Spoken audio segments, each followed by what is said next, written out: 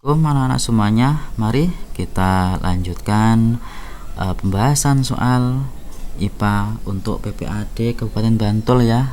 Untuk yang kali ini kita masuk ke nomor yang 11 ya. Perhatikan ini ada 4 buah kotak. Nah, dari bahan sejenis ini maksudnya dengan massa yang sama begitu. Diletakkan di atas lantai dengan posisi seperti gambar. Nah, kotak yang memberikan tekanan terbesar, ini tekanan terbesar dan tekanan yang terkecil secara berturutan ditunjukkan oleh nomor titik-titik. Nah, tekanan itu kan berbanding terbalik dengan luas alas ya, berbanding terbalik dengan luas alasnya. Untuk memberikan tekanan yang besar, maka dipilih yang luas alasnya yang kecil. Kita selidiki mari. Nah, luas alas berarti alasnya berbentuk persegi panjang dikali lebarnya. Nah, kita lihat ini 25 kali 20 sama dengan 500. 40 kali 200 40 dikali 20 800. Yang ini 30 kali 20 600. Yang ini 20 kali 20 400. Jadi yang tekanannya terbesar yaitu dengan luas alasnya terkecil, yaitu nomor 4. Jadi 4. Kemudian yang tekanannya terkecil yaitu dialami oleh balok yang punya luas alas yang paling besar, yaitu nomor 2. Jadi 4 dan 2. Jawabannya adalah C. Kemudian selanjutnya nomor 12. Perhatikan gambar dan beberapa pernyataan berikut. Nah, ada gambar gelombang transversal. Nah, pernyataan yang benar terkait gelombang ini adalah yang pertama nih, amplitudonya 2. Amplitudo itu simpangan terjauh. Jadi ini terjauh. Jadi ini ditunjukkan oleh angka 1, berarti 1 meter. Jadi ini salah, harusnya 1 meter. Kemudian panjang gelombangnya 8 meter. Nah, panjang gelombangnya diketahui di sini nih. Nah, kalau sekian ini adalah 2 meter, ini adalah 1/4 panjang gelombang, berarti panjang gelombangnya itu dari sini sampai sini ya, dari sini. Nah, jadi 4 kalinya 2 meter, berarti benar ya 8 meter. Oke, nomor 2 betul. Kemudian nomor 3, periode gelombangnya 2 sekon. Periode itu adalah waktu satu gelombang dari sini sampai sini, berarti ya itu 1 gelombang. Nah, di sini ada angka 2 kan ya. Ini 0,5, di sini 1, di sini 1,5, di sini 2. 2 sekon sampai di sini, berarti waktu tempuhnya 1 gelombang adalah 2 sekon. Itu adalah periode gelombang. Nomor 3 betul ya. 2, 3 betul. Oke, jadi C jawabannya. Nah, nomor 5 pastinya nanti betul. Kita cek semuanya ya. Cepat rambat gelombang 2 meter per sekon kuadrat. Kita bisa hitung ini, V sama dengan lambda per T boleh. Jadi panjang gelombang dibagi dengan periodenya tadi 2 sekon sama dengan 4 meter per sekon. Apalagi ini pakai kuadrat ya, jelas salah nih ya. Nah, 4. Kemudian frekuensi gelombang. Frekuensi sama dengan 1/2 periode. Oke, periodenya tadi adalah 2, berarti 1/2 Hz atau setengah. Oke, nomor 5 betul. 2, 3, 5. Selanjutnya nomor 13. Nah, ini disajikan ada gambar tentang percobaan resonansi bunyi. Nah, resonansi pertama terjadi pada saat posisi kolom udara terlihat seperti pada gambar berikut. Nah, panjangnya kolom udara berapa ini? 90 dikurangi 30. Jadi ini kolom udaranya setinggi 60 cm, sehingga ini adalah, karena resonansi pertama itu terjadi pada 1/4 panjang gelombang. Jadi kalau 1/4 lambda sama dengan 60, maka panjang gelombangnya adalah 60 dikali 4 yaitu 240 cm. Sehingga jika cepat rambat bunyi di udara 360 meter per sekon, besar frekuensi Karputala adalah titik-titik. V sama dengan lambda dikali frekuensi, sehingga diperoleh frekuensi sama dengan V cepat rambat dibagi panjang gelombangnya sama dengan 360 meter per sekon dibagi, nah ini diubah lambdanya ke meter, 2,4 meter dibagi 2,4 meter, sehingga frekuensinya sama dengan 150 Hz. Jawabannya yang betul adalah C. Berikutnya nomor 14. Nah, ada percobaan seperti gambar ini ya, percobaan pembentukan bayangan pada lensa cembung. Benda diletakkan 10 cm di depan lensa cembung. Jika tinggi benda 5 cm, jarak fokusnya 30 cm. Nah, jarak bayangan dan sifat yang terbentuk adalah titik-titik. Nah, dengan adanya jarak fokus, kemudian ini adalah jarak benda, maka kita bisa menghitung jarak bayangannya. S aksen sama dengan 1/f dikurangi 1/s sama dengan jarak fokusnya 30 dikurangi jarak bendanya 10, hasilnya sama dengan per 30. Kita samakan penyebutnya, ini 1/30 dikurangi 3/30 diperoleh 1/s aksen sama dengan min 2/30, sehingga S aksennya sama dengan min 30/2 sama dengan min 16 cm. Nah, jadi karena min berarti ini sifatnya adalah maya. Kalau maya selalu tegak, maya tegak. Nah, kemudian kita akan menghitung perbesaran bayangannya ya. Jadi M sama dengan S aksen per S harga mutlak sama dengan ini min 15/10 ya, 10 sama dengan, nah ini ketemunya 1/2, berarti karena lebih dari 1 maka diperbesar, sehingga sifat bayangannya maya tegak diperbesar, sehingga jawabannya yang benar adalah 15 cm jarak bayangannya, sifatnya maya tegak diperbesar. Jawabannya adalah D. Berikutnya nomor 15. Perhatikan gambar dua muatan listrik berikut. Ada muatan positif dan muatan negatif yang saling tarik menarik. Muatan listrik pertama sebesar 6 mikrocoulomb dan muatan listrik kedua sebesar 3 mikrocoulomb berada di udara dengan jarak 3 cm. Nah, yang ditanyakan adalah besar gaya coulombnya antara kedua muatan, dan interaksi yang terjadi adalah titik-titik. Nah, hukum Coulomb Fc sama dengan K Q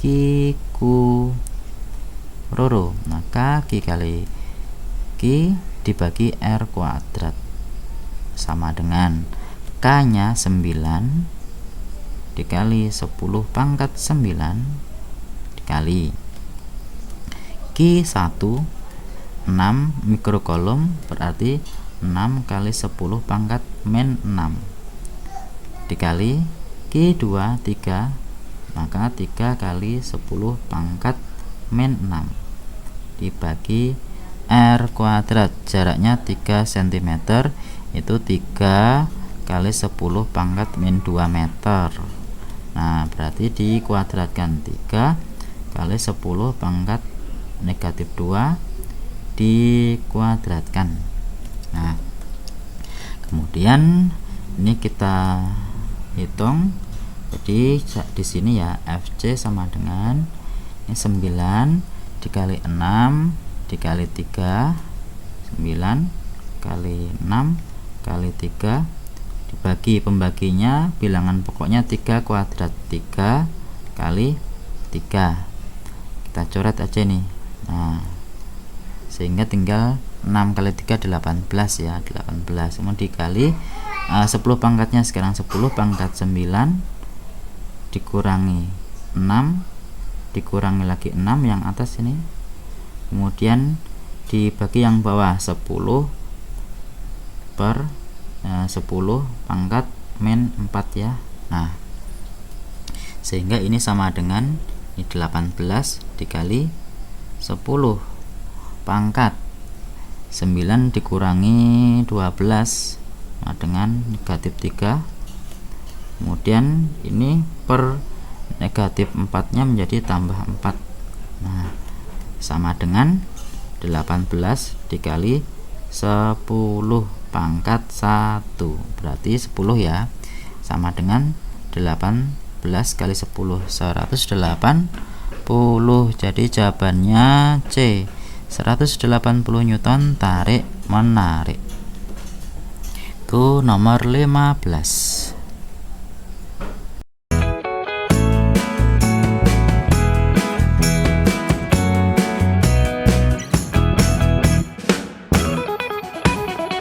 Oke, lanjut soal yang nomor 16.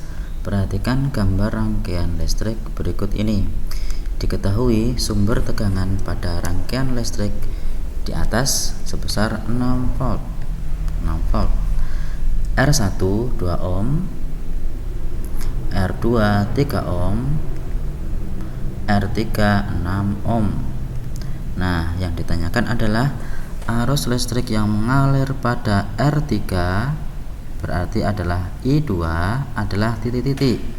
Nah, langkah yang pertama kita menentukan hambatan pengganti totalnya. Dengan yang pertama kita tentukan terlebih dulu hambatan pengganti pada rangkaian paralel. Jadi 1/RP sama dengan ini 3 dan 6, yaitu 1/3 ditambah 1/6, sehingga 1/RP sama dengan 2/6 ditambah 1/6.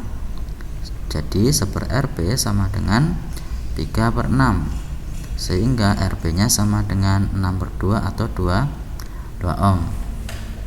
Nah, kemudian RP ini dirangkai secara seri dengan R1 sehingga diperoleh R totalnya.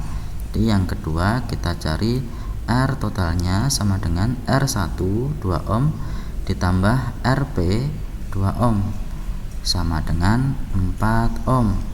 Nah, itu yang kedua kita sudah peroleh R totalnya. Kemudian yang ketiga kita cari I sama dengan V per R total. V nya sama dengan 6 volt, R nya 4 ohm. Hasilnya sama dengan 1,5 ampere. Nah, jadi I ini 1,5 ampere kemudian akan bercabang melalui R2 dan R3, yaitu ada I1 dan I2. Nah, untuk menghitung I2 nya maka kita cari terlebih dahulu tegangan pada rangkaian hambatan paralel VP, yaitu I dikali RP. Jadi ini sama dengan I 1,5 dikali RP nya 2 sama dengan 3 volt. Nah, kemudian yang terakhir baru kita menentukan I2 atau arus yang mengalir pada R3, yaitu VP per R3 sama dengan VP nya 3 volt per R3 nya 6 ohm. Hasilnya sama dengan 1/2 ampere. Nah, jadi jawabannya adalah A. Kemudian nomor 17.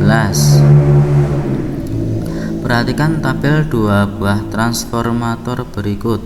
Ada trafo 1 dan trafo 2 dengan data ada tegangan primer sekunder, kemudian jumlah lilitan primer dan sekunder, dan kuat arus primer dan sekunder. Nah, kita bisa menentukan apakah trafo ini adalah trafo step up atau step down, maka diperoleh dari sini. Nah, jika VP lebih besar dari VS, berarti VS nya lebih kecil dari VP, ini artinya menurunkan tegangan, berarti ini trafo ini adalah trafo step down, menurunkan tegangan.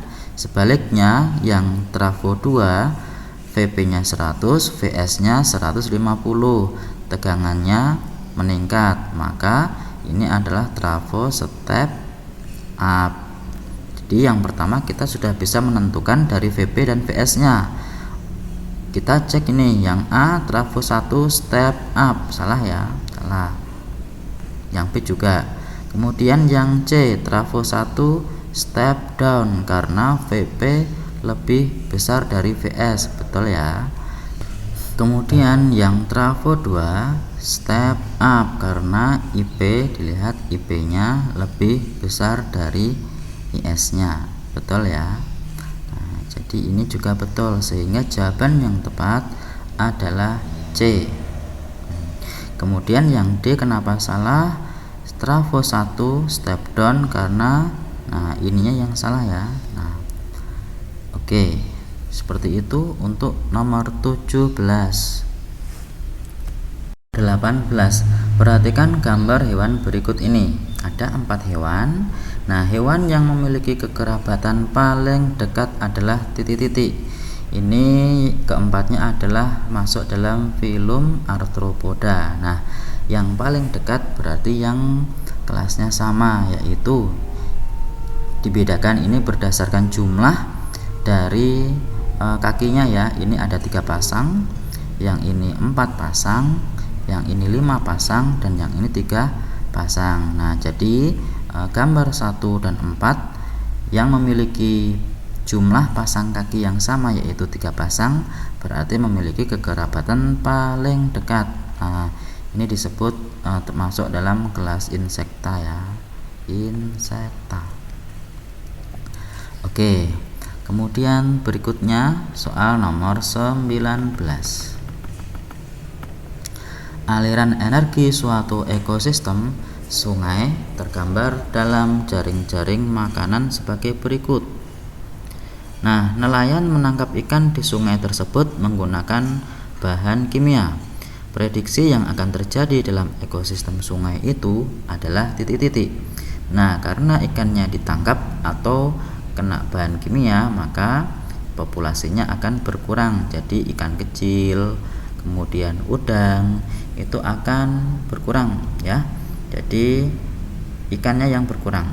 Oke. Sehingga kita bisa simpulkan sehingga yang mana yang betul adalah, nah lihat yang ini, yang terdampak berikutnya adalah kodok. Ini makanannya menjadi berkurang karena kodok makan ikan dan makan udang, sehingga populasi kodok akan berkurang juga. Nah, jadi kodok menurun. Nah, kita sudah lihat di sini C, kodok menurun. Kemudian siput, mana siput ini ya? Siputnya bagaimana? Nah, karena tanaman air ini yang memakan adalah berkurang, yaitu ikan sama udang, maka tinggal siput, maka siput nanti jumlahnya akan meningkat, atau karena siput tidak punya saingan ya, atau tidak ada kompetisinya. Nah, jadi siputnya akan bertambah. Nah, jadi siput meningkat. Nah, kemudian yang lain bisa diselidiki ya. Nah, ularnya bagaimana? ularnya menurun. Kemudian bangunnya bagaimana? Bangun makan kodok, kodoknya berkurang, maka bangunnya juga menurun. Nah, bebeknya bagaimana? Nah, bebeknya bisa makan dari ikan besar yang jumlahnya nanti akan bertambah. Nah, jadi bebeknya bisa lewat sini. Jadi yang paling jelas mengalami perubahan adalah C, kodok menurun, dan siput meningkat.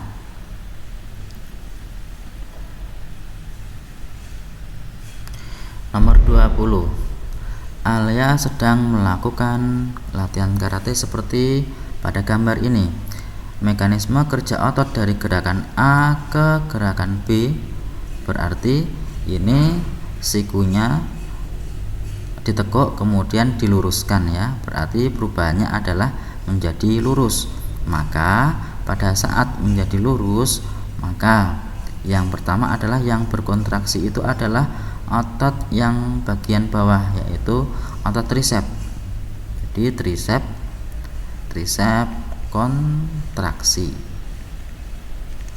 Sedangkan yang atas bicepnya relaksasi.